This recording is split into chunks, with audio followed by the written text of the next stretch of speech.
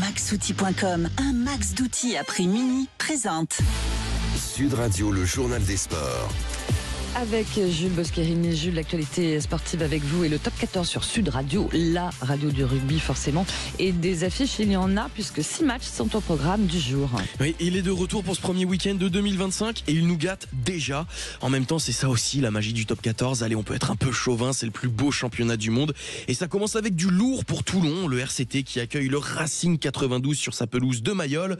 Et la défaite du week-end dernier à Bordeaux n'a pas stoppé la méfiance de Pierre Mignoni, le coach toulonnais, à l'égard de ses adversaires, des adversaires de son équipe, encore plus quand il s'agit d'une équipe en manque de clarté collective, mais qui peut toujours compter sur de fortes individualités. Je vois très bien qu'est-ce qu'ils veulent mettre en place. Ils sont arrivés très très bien contre Lyon pendant une mi-temps. Pour moi, le score est certainement pas assez en leur faveur parce qu'ils ont énormément dominé cette première mi-temps. Effectivement, après, ça les regarde, mais moi je vois des choses très dangereuses dans cette équipe, très très dangereuses, au-delà des individualités qu'ils ont, dont certains que je connais bien et je sais que ça va être très difficile. Coup d'envoi à 14h30 et puis multiplex de 4 matchs à 16h30 avec notamment Montpellier-Bayonne ou encore Stade Français Union Bordeaux-Bègles à Jambouin. Un match avec un mot d'ordre pour les soldats roses de la capitale, comme l'explique en conférence de presse Paul Gabriag, deuxième ligne des Parisiens. C'est un match très important, comme tous les week-ends bien sûr, mais on a besoin de points et bien entendu dans notre situation, je pense qu'il est urgent de gagner, il faut gagner. Donc il n'y a pas énormément de questions à se poser, on doit gagner ce week-end.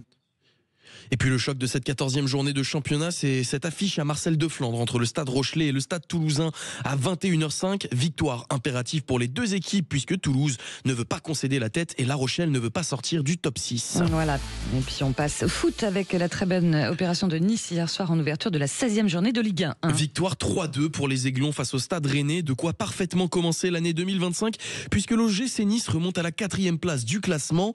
3 matchs à suivre aujourd'hui, dont cette rencontre entre l'Olympique Lyonnais qui reçoit Montpellier à 21h. Voilà, dans l'actualité sportive également, Jules, du tennis avec un Français qui peut aller chercher une finale. Et oui, l'année démarre bien pour Giovanni Mpetshi-Perricard, 31e joueur mondial. C'est à l'ATP 250 de Brisbane en demi-finale et ça sera face à l'Américain Opelka à 11h30. Voilà, direction le large à présent pour un point sur la course du Vendée Globe. Et les premiers skippers qui ne devraient plus tarder à arriver au Sable d'Olonne, très certainement d'ici 10 jours. Et le classement est toujours dominé par Charlie Dalin de la team Massif Santé Prévoyance, suivi de Johan Richomme de la team Paprec Arkea.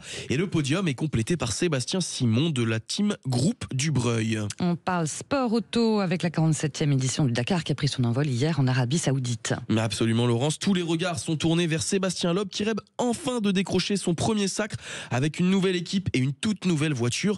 Le pilote alsacien se lance pour la 9e fois dans cette aventure mythique. Alors 2025 sera telle son année. Pour en parler, Théo Ampillac est en train de nous rejoindre. Oui, ce Théo Ampillac, il est un petit peu en retard. Nous expliquer tous les enjeux de ce Dakar avec Sébastien Loeb. J'arrive, pardon. Tous les regards sont tournés donc vers Sébastien Loeb. Sur les 8 dernières participations, Sébastien Loeb a atteint le podium à 5 reprises. Mais son parcours a souvent été marqué par des obstacles, des crevaisons, des accidents, des casses mécaniques. Autant d'incidents qui l'ont empêché d'atteindre le fameux Graal. Mais cette année, il mise tout sur sa nouvelle monture, la Dacia Sandrider. Un bijou de technologie conçu pour dompter le désert.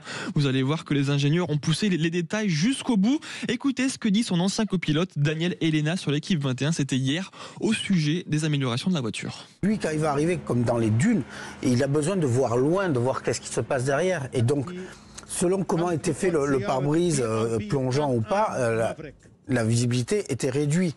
Moi, ce que je remarque là, qu'est-ce qu'ils ont fait sur le Dacia? Ils ont coupé le capot à l'avant. Il n'y a plus de capot devant les roues avant. Quand il va arriver en haut, il va voir ce qui se passe direct derrière. Donc capot raccourci, amortisseur plus solide, tout est optimisé pour voir la légende du rallye sur la plus haute marche du podium.